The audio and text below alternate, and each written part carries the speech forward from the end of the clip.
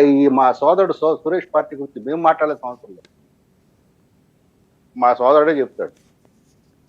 ఎందుకు అట్లా వచ్చిందనేది పరిస్థితి ప్రజలు సరే వీళ్ళలో ఇప్పుడు సురేష్ ఇంకా అనలేదు గానీ, ఇంకొంతమంది ఉన్నారు. వాళ్ళైతే ఈవీఎం మరి 2019 కూడా ఈవీఎం మహత్యం వల్ల గెలిచాడా? ఇప్పుడు ఈవీఎం వల్ల ఓడిపోయాడు అనుకుంటే, కాబట్టి మీ నాలిక చివరి నుంచి వచ్చే మాటలకి మేము కాదు సమాధానం చెప్పి ప్రజలు చెప్తారు.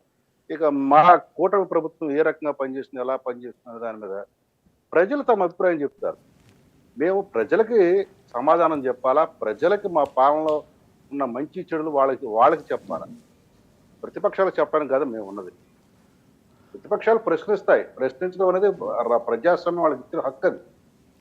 రాజ్యాంగం కూడా వాళ్ళకి కల్పించిన హక్కు అది. కానీ ఆ హక్కును వాడుకోవడానికి వాళ్ళు ఇష్టపడతలేదు. అసెంబ్లీకి వచ్చి ప్రశ్నించడానికి ఇష్టపడతలేదు.